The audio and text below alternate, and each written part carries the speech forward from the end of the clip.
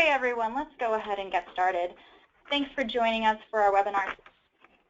My name is Jean Chung, and I'm the Communications Manager at the Sentencing Project. Our webinar today is on the Sentencing Reform and Corrections Act, which is a bipartisan, bicameral reform bill recently introduced in Congress. The legislation would take a number of steps forward to reverse harsh penalties that have come at a ruinous cost to families and taxpayers while producing diminishing returns for public safety. The Sentencing Project's Executive Director, Marc Mauer, has called the bill the most substantial criminal justice reform legislation introduced since the inception of the Tough on Crime movement. Our speakers today will give an overview of the legislation and the process in Congress and discuss the broader political climate for criminal justice reform. The first speaker will be Marc Mauer, the Executive Director of the Sentencing Project.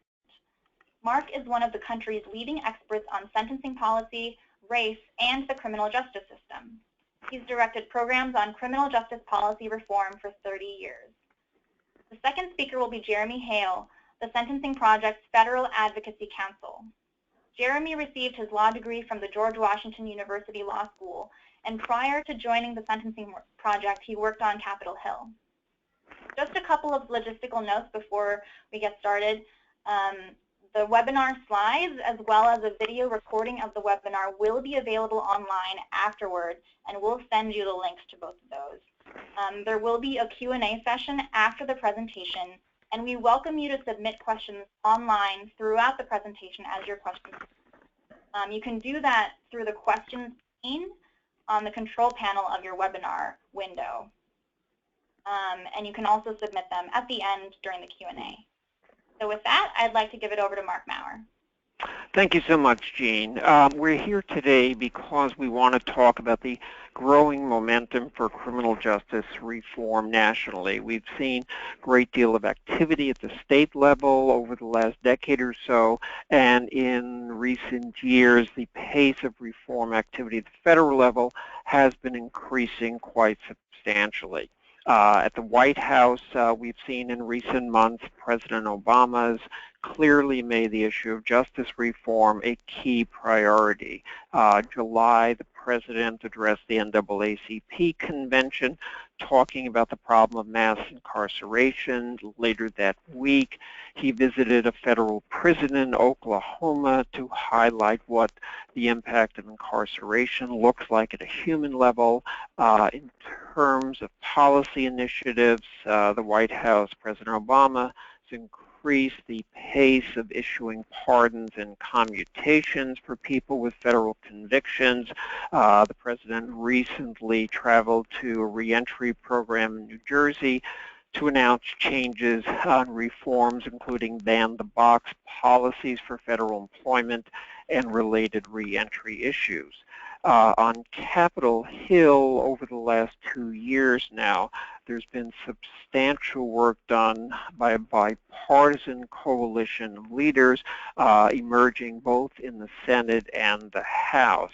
The Senate legislation, which has advanced to date, does not address all of the problems of federal sentencing, but I think it's fair to say that it probably is the most significant piece of federal sentencing legislative reform we've seen in decades, both because of the changes it makes going forward in federal sentencing, as well as applying some of the changes in the legislation retroactively to people currently in federal prison to rectify some of the excessive penalties and injustices that have been applied to many of them. It's certainly true that the legislation applies only to the federal system, and of course we all know that the vast majority of people incarcerated are held in state systems and local jails. Nonetheless, in terms of shifting the climate for reform, having a ripple effect on the prospects for reform at the state and local level, the federal legislation can be very influential there as well. The legislation, which Jeremy will go into detail in greater depth is focused largely on people convicted of a drug offense, not exclusively, but largely that way. And the reason for that, it has to do with the composition of the federal prison population. In contrast to state prisons, federal prisons, now half of the people incarcerated there are locked up for a drug offense. In state prisons, those proportions have actually been declining somewhat in recent years. So about 1 of every 6 people in a state prison is there for a drug offense. So most of the measures we're looking at in the federal legislation apply to drug offenses, but some notable provisions that would apply across the board. In terms of the scale of the change we're looking at, back in 1980, there were fewer than 5,000 people in federal prisons incarcerated for a drug offense. Today, that figure is approaching 100,000. So a very dramatic rise in a relatively short period of time. Jeremy and I will be discussing the federal legislation, its prospects, and where this is going from here. At the same time, most of you are aware that there have been a number of other developments in recent months. Just recently, quite a bit of attention given to the 6,000 people released from federal prison as a result of changes in the drug offender guidelines issued by the U.S. Sentencing Commission in 2014, and whose effect was delayed until just recently. And we'd be happy to address any questions or concerns you may have regarding that policy shift or any other developments in federal sentencing right now as well. So with that, let me turn it over to my colleague, Jeremy Haile, for a more in-depth approach and look at the legislation being considered and what the political prospects look like right now. Jeremy? Thanks, Mark. The Sentencing Reform and Corrections Act, which I'll refer to as SERCA, although some prefer to call it Sriracha, introduced by Senate Judiciary Chairman Chuck Grassley, Majority Whip John Cornyn, Senators Durbin, Whitehouse, Booker, and others, would take a number of steps forward to reverse harsh criminal penalties that have resulted in severe overcrowding and unwarranted racial disparities in the federal prison system. We believe, as Senator Durbin said, that there are people incarcerated today for lengthy sentences at great expense who do not need to be in federal prison. There are better ways to use these resources to promote public safety. As Grassley said, SERCA is compromise legislation. We agree with Senator Leahy that it would be better to eliminate mandatory minimum penalties altogether. But that's not the environment that we're in. So while the bill would not solve all of the problems in federal prisons, it is a good first step toward creating a fairer and more effective system. So now I'd like to highlight some of the key provisions in the legislation. First, the bill would reduce the broad application of mandatory minimum sentencing. It would do this by expanding the current safety valve and creating a second safety valve so that individuals with minor criminal histories who play minor roles in the drug trade are not swept up under harsh mandatory minimum penalties. Since Congress codified the safety valve expansion in 1994, federal judges have employed that mechanism in about a quarter of all drug cases. With the expansion of the safety valve options, judges will be able to consider on a case-by-case basis a broader range of defendants for whom they can impose a sentence below the mandatory minimum. According to the U.S. Sentencing Commission, nearly 4,000 individuals would benefit each year from these safety valve provisions, reducing their sentences an average of 11 to 21 months. By expanding eligibility for the safety valve to include individuals with a more extensive criminal history, African Americans, who currently receive safety valve relief at the lowest rate of any racial group, stand to benefit substantially. Second, the bill would apply the Fair Sentencing Act of 2010 retroactively. As many of you know, the Fair Sentencing Act reduce the unfair sentencing disparity between crack and powder cocaine, which resulted in vast racial disparities for African Americans in particular. But it did not apply to people already imprisoned under the old law. Under CIRCA, individuals still serving time under the old crack law can petition courts to have their sentences reduced in accordance with the reduced penalties. According to the Sentencing Commission, about 5,800 individuals could receive an approximate 20% sentence reduction under this provision. Next, the bill would provide incentives and opportunities for federal prisoners to participate in rehabilitative programming. Every year, thousands of individuals are released from federal facilities without the resources they need to be successful. The bill would authorize evidence-based treatment and training programs that are proven to reduce the risk that an individual will commit another offense following release. Finally, the bill would reform certain repeat offender penalties that have resulted in severe injustice and racial disparities. First, it would reduce the federal 3 strikes penalty from life imprisonment to 25 years. It would limit the offenses that trigger these mandatory minimums to serious drug felonies, but also expand them to include serious violent felonies. It would also reduce the 20-year mandatory minimum for a previous drug offense to 15 years. These provisions are also retroactive. According to the Sentencing Commission, about 2,200 currently incarcerated individuals could receive a sentence reduction under these provisions. Next, it would reform so-called stacking provisions, which famously resulted in a 55-year sentence for Weldon Angelos for 3 marijuana sales in a 72-hour period while possessing a gun. The bill would reduce the mandatory minimum from 25 years to 15 years and limit it to offenders who have previously been convicted and already served a prison sentence. The bill would also make this provision retroactive, meaning that Weldon Angelos could petition a court and be released within a year or so after the legislation is enacted. According to the Sentencing Commission, about 2,500 currently incarcerated individuals could receive a sentence reduction under this provision. Third, the bill would reform the Armed Career Criminal Act, which currently provides a 15-year mandatory minimum penalty for an offender with 3 prior violent felonies or serious drug offenses who is convicted of possessing a firearm or ammunition. Under CIRCA, the mandatory minimum would be reduced from 15 years to 10 years, and this provision is also retroactive.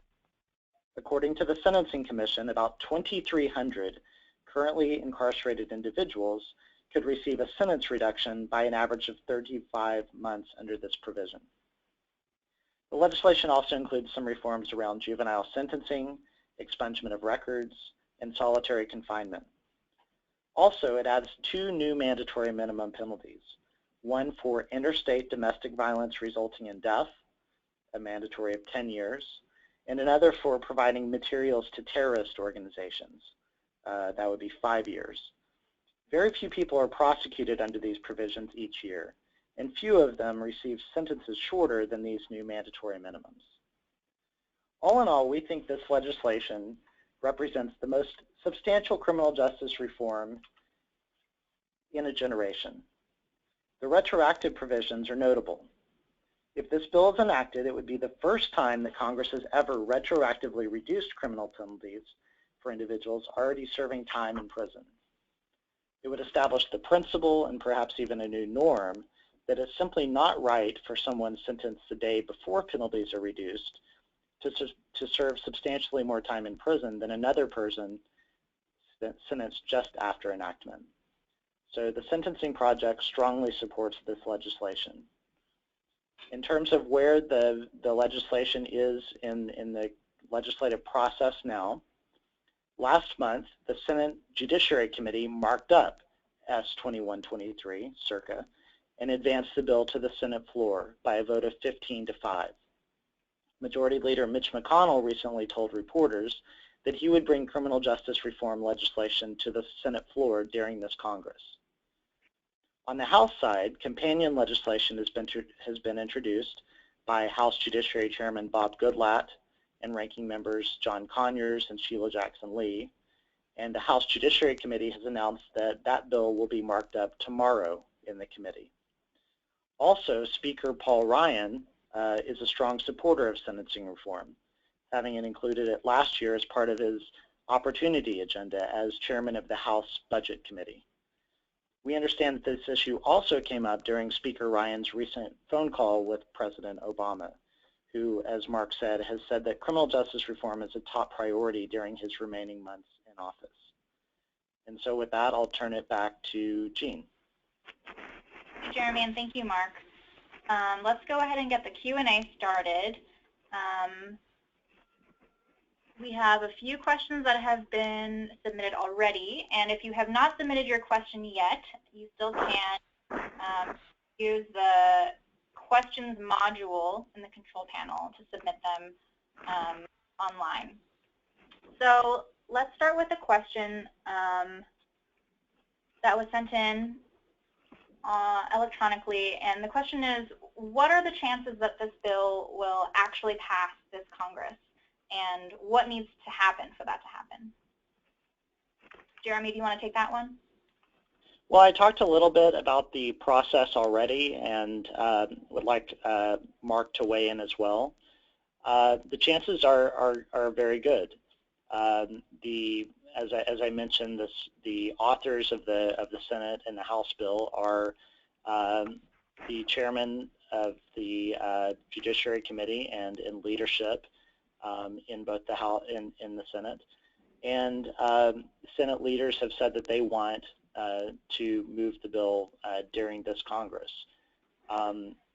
It is very important that the bill moves soon, though. As you know, next year is an election year, and politics tend to create an environment in Congress where not much legislation may move toward the second half of next year. So we think that there is a lot of momentum. We have a strong vote at committee and a markup tomorrow, but it is very important that the legislation moves soon. Let me just add in that briefly, I certainly agree with Jeremy's assessment. In terms of the presidential campaign, we're in a very different moment now than we've been in quite some time, where we have leading contenders in both parties who generally express support for criminal justice reform. It was not that long ago when debates between parties, often focused on who could sound tougher on crime, and now there's a growing consensus, I would say, that the system is bloated and well past the point of diminishing returns for public safety. So we don't know to what extent this issue will surface as a campaign issue, but to the extent it does, I think it's quite likely it would be in a much more constructive way than we've seen in years past. Great, thank you. We have a question from Barbara Baylor, who asks, what are the principal differences between the Senate and House versions of the bill? So the House version of the bill is called the Sentencing Reform Act, and it omits the corrections part of the bill that creates or authorizes prison programming and incentives for reduced penalties.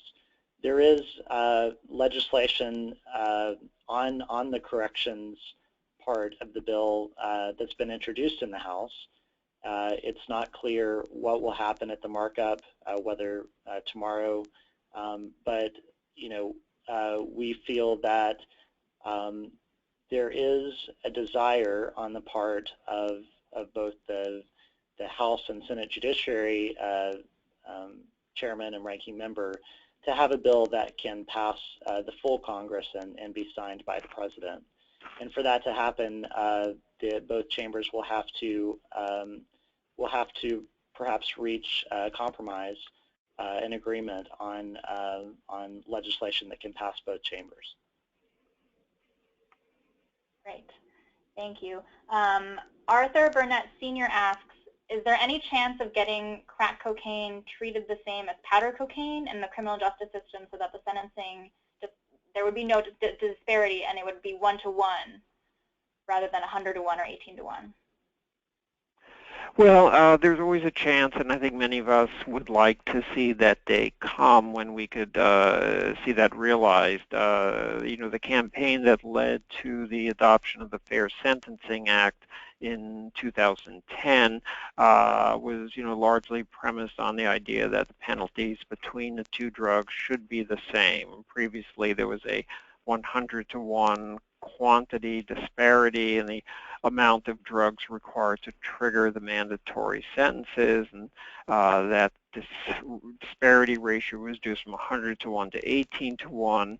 Notably, on the day the bill was signed into law, even Attorney General Eric Holder at the time said that he hoped to see the day when that disparity would be eliminated completely. So I think it's certainly on the agenda of many reform advocates, many practitioners, and it's just a question of recreating the political momentum to make that happen, and hopefully in the not very distant future. Okay, we have a question from Roseanne Clausen, and this question and a couple others are referring to 924C. So I don't know if it would be helpful to explain what that is, but this question says, can you please elaborate on the stacking provisions? Would an offender have to have served a previous sentence under 924C to be considered a second or subsequent offender? The way my colleagues and I read the bill, it would be for any offense that they did prison time for previously. So this is Jeremy. I'll try to take that on.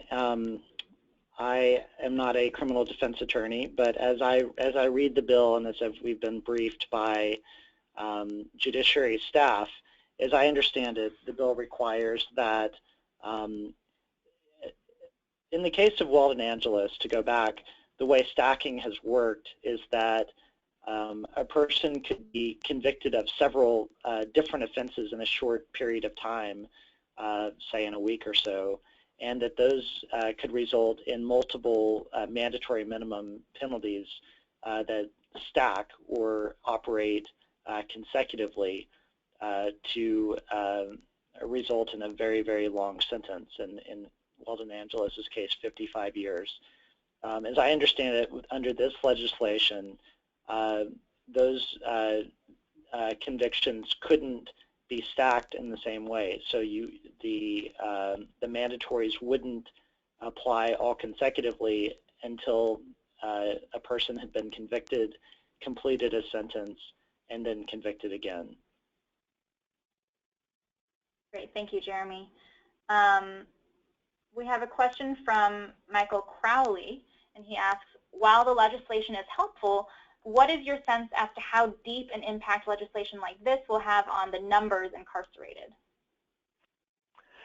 Well, let me say, the numbers are quite more than trivial, but yes, not at the scale at which federal incarceration should be reduced. All of which is to say, we've had unprecedented expansion of both the federal and the state systems over the last 3 decades or more.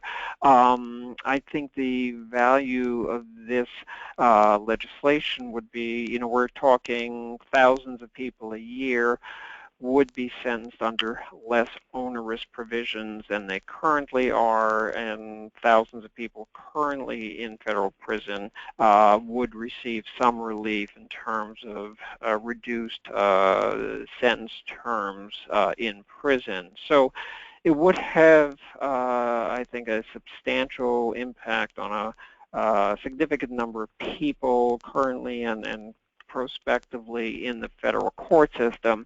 At the same time, the federal prison population is a result of many different actors and policies coming together, starting with law enforcement priorities, prosecutorial charging practices, certainly the mandatory sentences, which themselves are not directly addressed in this legislation. So, we and many others are working very hard to see this legislation enacted, and believe it would result in a much less punitive system.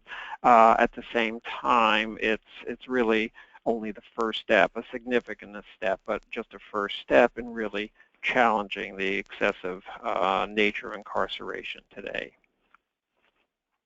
Thanks, Mark. We have a number of questions from folks about what people can do, or how people can take action to support this bill. Jeremy, would you mind talking about that? Sure. As I said, it's crucial that the Senate takes up this legislation before the end of the year. And to make that happen, for folks on the call who support this legislation, we need your help.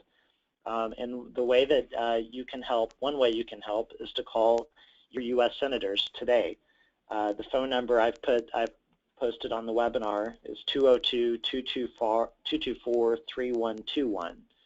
When you're connected to that number and connected to your senators, you should urge them to support the Bipartisan Sentencing Reform and Corrections Act, that's S2123, in order to restore fairness to the criminal justice system while promoting better outcomes for public safety.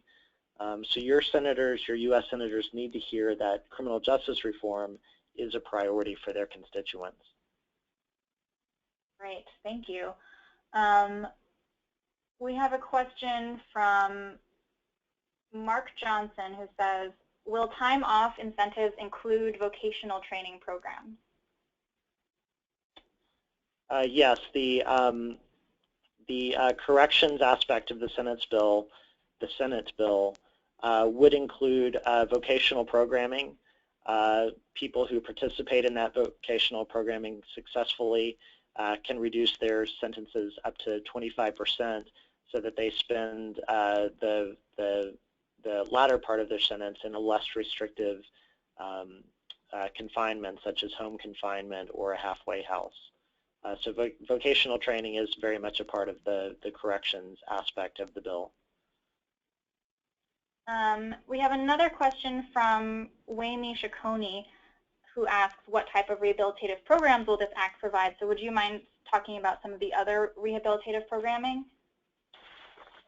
So in addition to vocational training, there is also educational programming. There's substance and mental health treatment, and the purpose of these programs is to ensure that when people are released from prison, that they're able to be successful, so that they have skills and training that they need to get a job and to succeed as they re-enter society. Great, thanks. Our next question is from Mary Campbell, who asks, politically, how are advocates of the bill avoiding allegations of being quote-unquote soft on crime? Well, I think it's, we would like to think that we're well past the day when soft on crime became a political epithet that was used in campaigns. Not that things couldn't resurface, but there's a good deal of evidence, I think, both one looks at, ongoing political campaigns, there are really very few these days that are using crime issues as a so-called wedge issue to gain political support or being viewed as a priority by campaign managers. Certainly the breadth of support across the political spectrum has been very significant in addressing and in a proactive way that whole issue as well. I think we're certainly at a point where much of the discussion both on Capitol Hill and around it and around the country is much more focused now on how do we enhance public safety. What is the role of the justice system? What has worked? What hasn't worked? And when we can identify problems, support for reform, is coming clearly from a very broad political spectrum. We've seen over the last year a number of high-profile conferences and events sponsored by leading liberal organizations along with leading conservative organizations. And I think in large part that's really helped to shift the political climate on this discussion to a point where it's a question of, how do we adjust the system, but not a question of whether the system does need to be reformed in some capacity. This is Jeremy. I would add, as Mark alluded to, law enforcement, representatives of law enforcement are supportive of this legislation. Former Attorney General Michael Mukasey, George W. Bush's Attorney General, former Attorney General John Cornyn, now a senator from the state of Texas. These are not individuals that anybody could accuse of being soft on crime, but they are supportive of legislation to at least this legislation, which would help to rebalance the sentencing in the federal system. Thanks, Jeremy, and thanks, Mark. We have a question from Joan Peter-Cilia, who asks, does the legislation expand post-prison reentry services and funding, or just in-prison services and programming? As I understand it, the corrections aspect of the bill is focused on programming within prisons, and also as people go into halfway houses. In terms of post prison, the main sort of federal legislative vehicle there has been the Second Chance Act. That is separate from this legislation, but it also needs to be reauthorized and funded if we're going to help these individuals be successful after they leave. And in addition, I would note that at the recent Senate hearing at which Marc Mauer testified, and I would encourage everyone to find his testimony online, but Senator John Cornyn said near the end of that hearing that he thought that after this legislation becomes law, we need to move on to those questions of reentry and discrimination against individuals because of a criminal record. And so that was encouraging to see that the bipartisan support for those reentry issues we hope will continue after this bill becomes law. Let me just add on that, as most people on the call know, the Second Chance Act for 6-7 years now or so, yes, has been the main federal vehicle to provide funding for reentry planning and services, generally in the range of about $70 million a year. And, while that's been encouraging and it has had strong bipartisan support, the level of support contained in that legislation is really quite modest given the scale of what we're looking at. Every year, more than 600,000 individuals are coming home from state or federal prison, and while states are putting some funding into reentry as well, the scale of the problem, scale of the needs is such that where it's still a relative drop in the bucket in terms of substantial resources to address these issues. So, we clearly have some significant hurdles to overcome there as well. Great, thank you, Mark. We have a question from Carol Rubin, who asks, why do some criminal justice reform advocates oppose this bill? I think there aren't very many advocates who oppose the bill. Certainly what we hear from our friends and colleagues is that people have concerns about some aspects of the bill, as do we.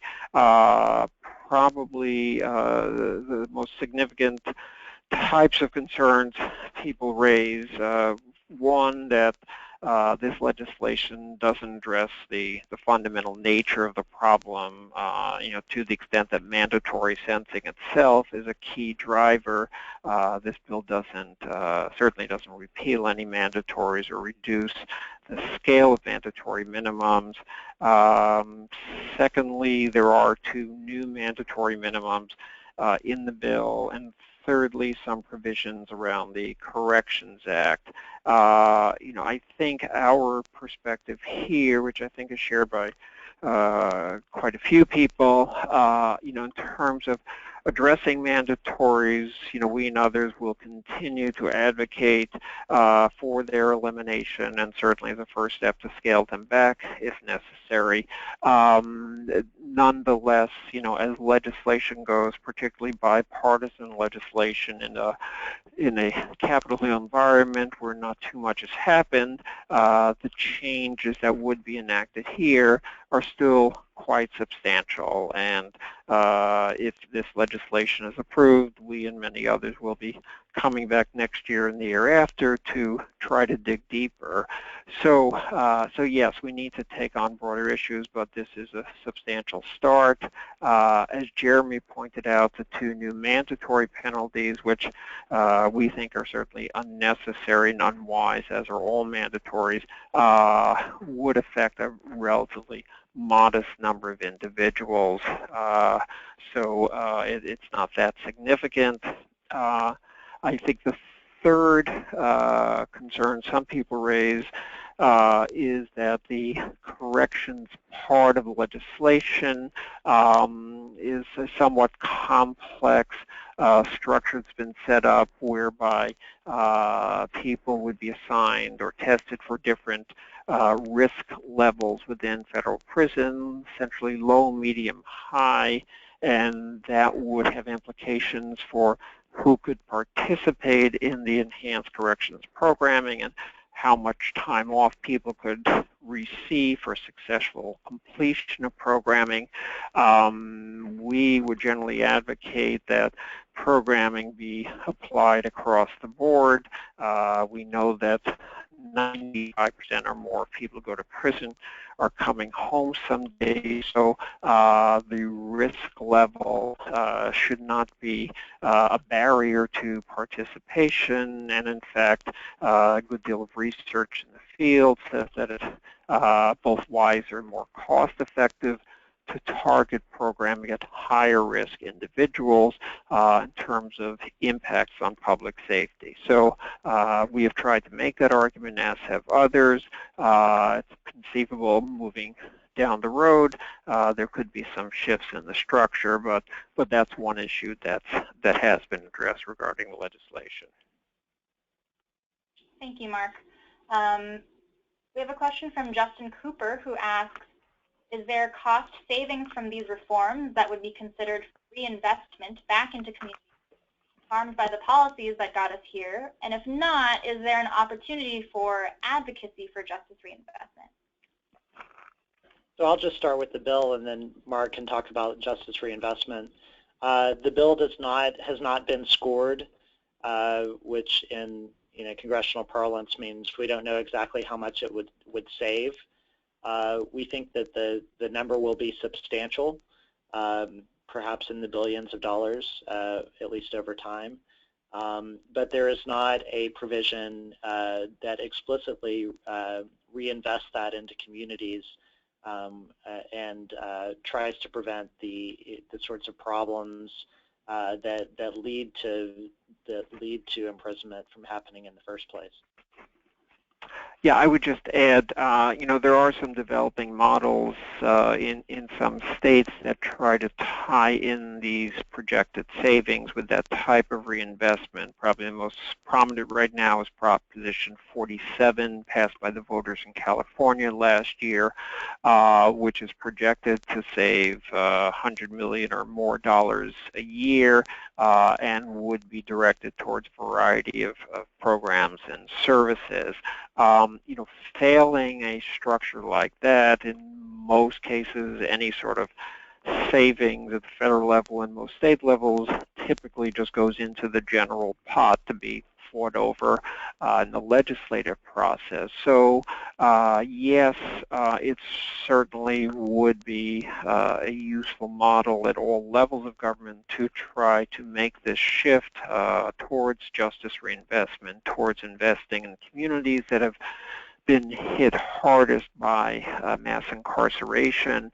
Realistically, it's unlikely that this legislation is going to be changed in a substantial way at this point. The Senator Grassley and leaders of both parties have made it fairly clear that they worked very hard to get what they view as a bill that can be supported by both parties, and I think they're concerned if the legislation is open to amendments, either from liberals or conservatives, it could undo the hard work and the consensus that's been achieved here. So while advocates, we would certainly encourage to talk about moving in the direction of justice reinvestment. There's probably a distinction here between a short-term and a sort of medium-term strategy for trying to make that happen.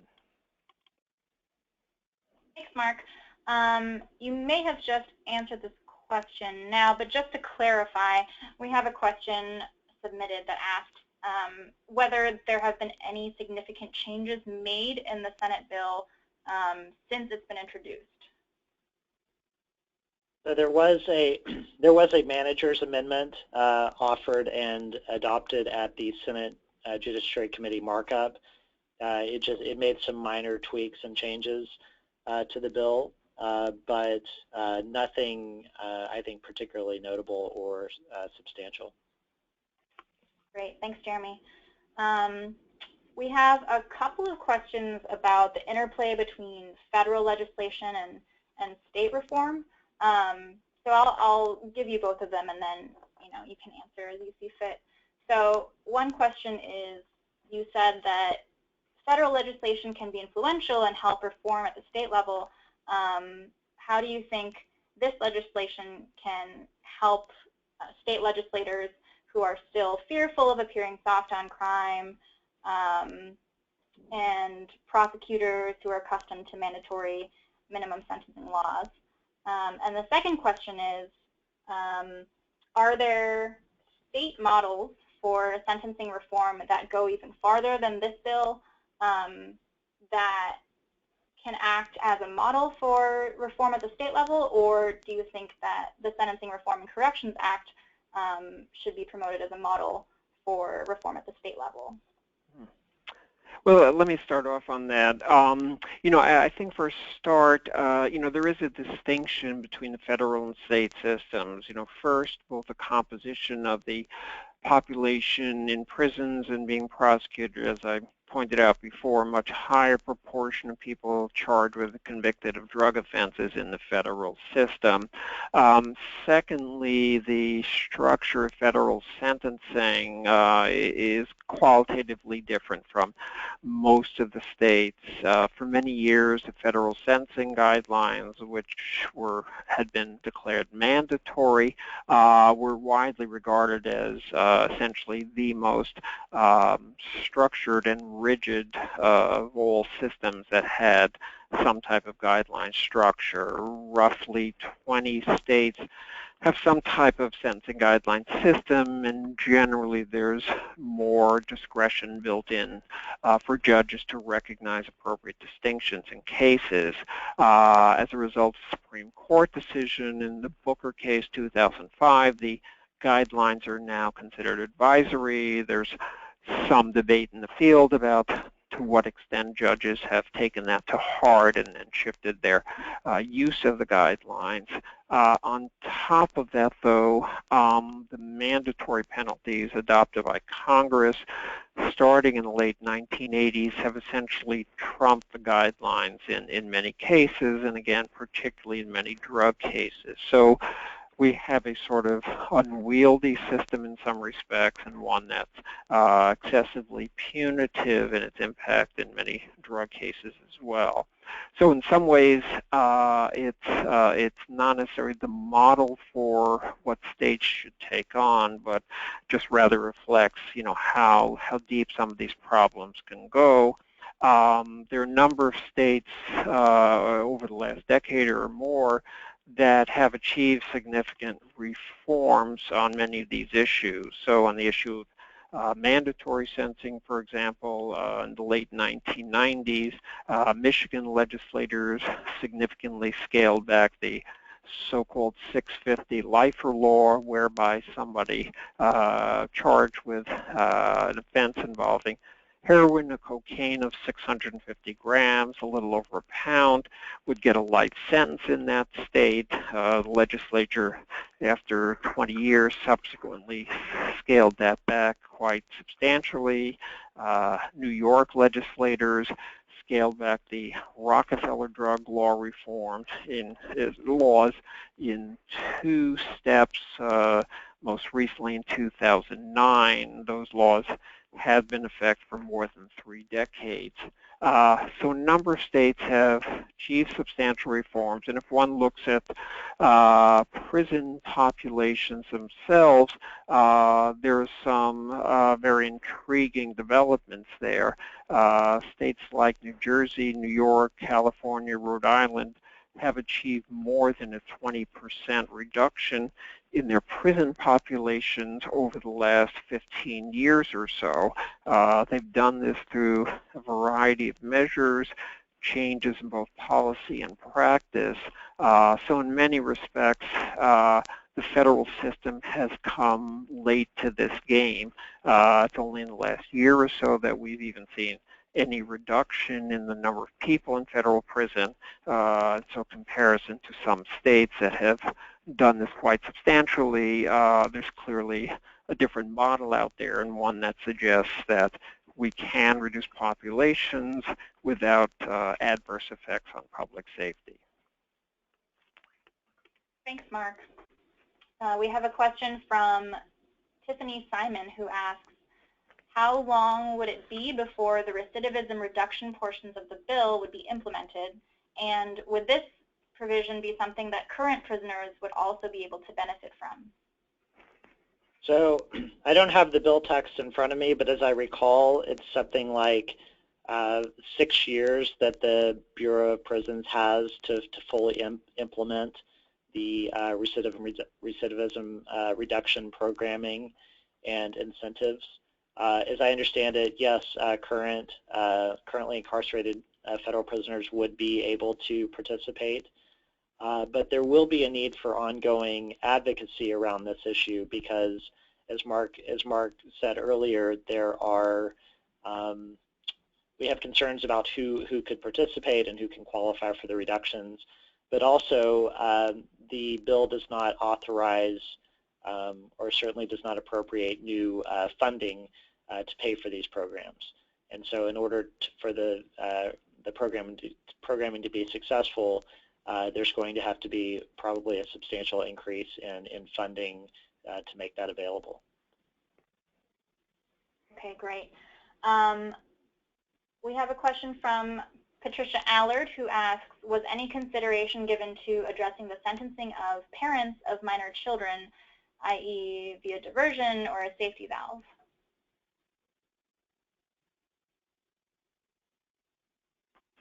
I think I would say nothing directly on that, but through the expansion of the safety valve, giving more discretion to sentencing judges, one would hope that there could be more consideration of those kinds of factors as sentencing policy comes in terms of whether or not a mandatory penalty is enacted. Great, thanks, Mark.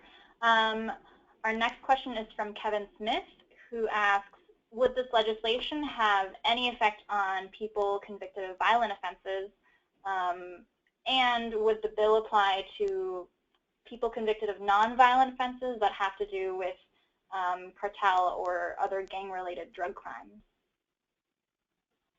So the bill is focused on people convicted of nonviolent drug offenses.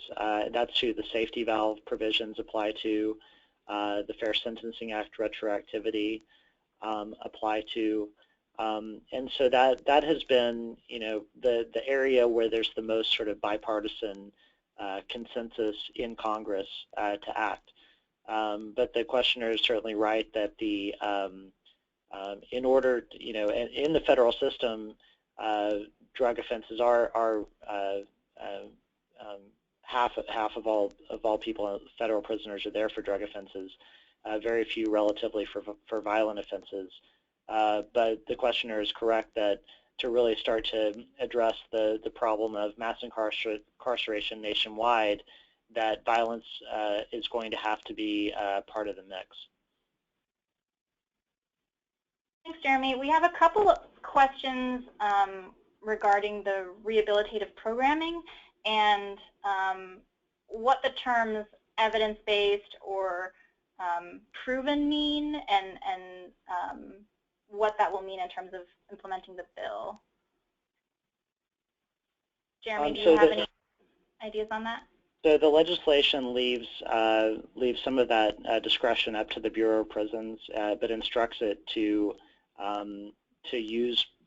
implement programming that has been proven over time to reduce recidivism. I can let Marc talk a little bit more about that. But we feel that evidence-based means that it's something where there is documented research showing that it works.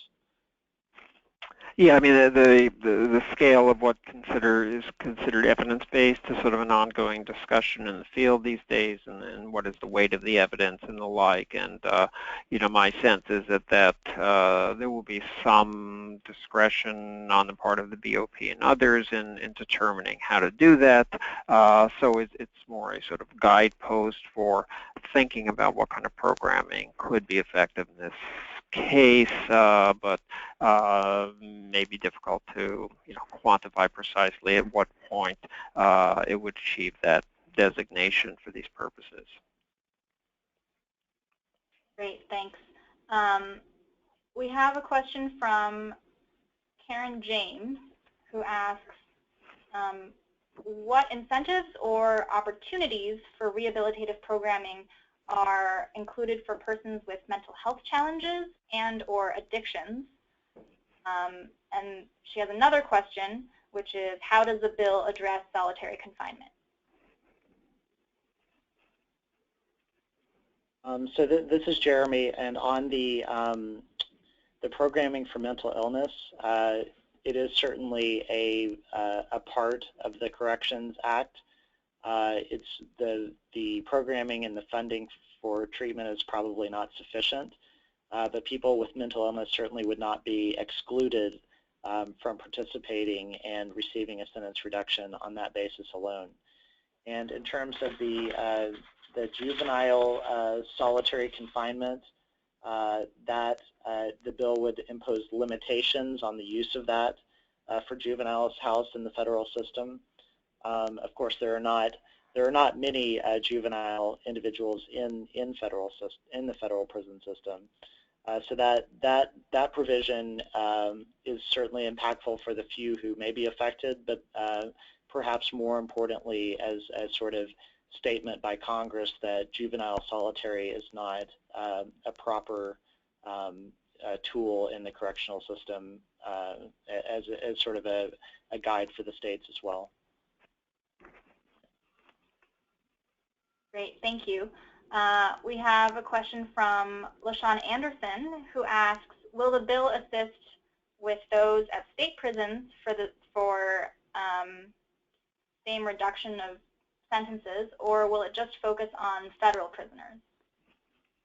No, Congress can only adopt the legislation to apply to the federal prison system. As I think we've mentioned, we would hope that the legislation is adopted and the whole momentum discussion around it might have some trickle-down effects to make it more likely that similar legislation might be considered and supported at the state level, but it would be only an indirect effect to make that happen. Great, thanks, Mark. We have two last questions before we'll end the webinar today, and one of them is, has the Second Chance Act expired? So the authorization for the Second Chance Act has not been renewed. It has, I guess you could say, expired. Congress has continued to fund it through the appropriations process, not at a level that is sufficient, as Mark said, and not even at a level that it was originally authorized. Bills have been introduced to reauthorize the Second Chance Act, make some minor changes to it, and change the authorized funding level. But so far, that legislation has not picked up much momentum in Congress. Thanks, Jeremy. Okay, this will be the last question, but if anyone asked a question that didn't get answered, or if you think of additional questions, you're welcome to send them to us at the Sentencing Project. You can email them to advocacy@sentencingproject.org. And we'll also be following up with emails with the slides. But the last question I want to ask is from someone named Terrell Blount, who says, I attend a number of community organization meetings where there is much skepticism among the audience when they're encouraged to write or call their governors, senators, and other politicians. They see it being a waste of time. So can you speak to how effective it is to call or write leaders in government? And Jeremy, I know you spent some time on Capitol Hill, so I hope you can speak to that, particularly from that experience. I would say in my experience on the Hill in a personal office of a member of Congress, that hearing from constituents is very important. Before any key vote, at least in my experience, the congressman always wanted to know what constituents were saying, either through phone calls or emails. And so it's a very important part of any members of Congress, any members' decision making. In